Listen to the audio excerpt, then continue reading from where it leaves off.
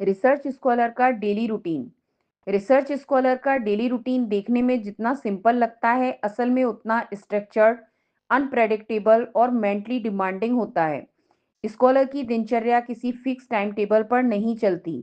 ये workload, experiments, coding, reading, meetings और deadlines पर डिपेंड करती है।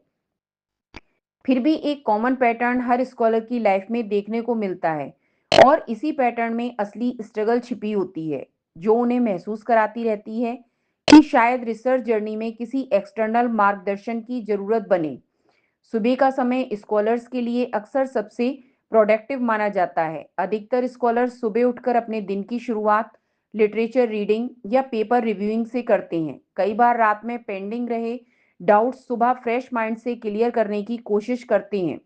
लेकिन एक बड़ी समस्या यह होती है कि सुबह ही तय नहीं कर पाते कि आज के दिन की एग्जैक्ट प्रायोरिटीज क्या हो। पहले कोडिंग या फिर पहले राइटिंग या पहले डेटा क्लीनिंग। ये कन्फ्यूजन दिन की शुरुआत को ही हैवी बना देता है। यही जगह है जहां अगर कोई उन्हें डायरेक्शन दे दे कि टास्क को कैसे सीक्वेंस करना है, तो उनका पूरा दिन ज़्यादा स्मूथ हो सकता है। दोपहर आते आते स्कॉलर का अटेंशन प्रैक्टिकल वर्क की तरफ शिफ्ट होता है, जैसे coding, data analysis, simulation run या लैब्स में एक्सपेरिमेंट्स। लेकिन इन टास्क का बिगेस्ट चैलेंज यह है कि ये कभी भी लाइनियर नहीं होते। कभी कोड रन नहीं होता, कभी डेटा सेट करप्ट हो जाता है, कभी किसी टूल की इंस्टॉलेशन प्रॉब्लम आ जाती है। इन टेक्निकल रोड ब्लॉक्स की वजह से कई स्कॉलर्स का आधा दिन सिर्फ ट्रबल शूटिंग में निकल जाता है, और उन्हें इंटरनली महसूस होता है कि शायद कोई सही गाइडेंस मिल जाए तो वो घंटों का काम मिनटों में समझ सकते हैं। शाम के समय स्कॉलर्स का शेड्यूल फिर से रिफ्लेक्टिव मोड में चला जाता है। अपने काम को चेक पॉइंट की तरह इवैल्यूएट करना, नोट्स बनाना, नेक्स्ट स्टेप्स लिखना या गाइड के लिए वीकली अपडेट्स तैयार करना। लेकिन अक्सर स्कॉलर को यही कंफ्यूजन रहता है कि गाइड को क्या दिखाए, कितना डिटेल दे, क्या रेलिवेंट है, क्या नहीं। इस कम्युनिकेशन गैप की वजह से उन्हें लगता है कि उनकी मेहनत शायद सही डायरेक्शन में नहीं जा रही।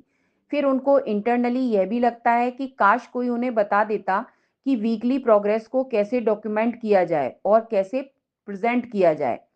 रात का समय स्कॉलर्स की लाइफ का सबसे अनप्रेडिक्टेबल फेस होता है। कुछ स्कॉलर्स रात में सर्वाधिक क्रिएटिव होते हैं, तो वहीं कुछ रात में एंजाइटी फील करते हैं, क्योंकि दिन भर की प्रोग्रेस उतनी नहीं हुई जितनी प्लानिंग की थी। रात में थीसिस राइटिंग, पेपर ड्राफ्टिंग या वीडियो ट्यूटोरियल्स देखने का सिलसिला चलता रहता है, लेकिन इससे नींद और वर्क लाइफ बैलेंस दोनों डिस्टर्ब होते हैं।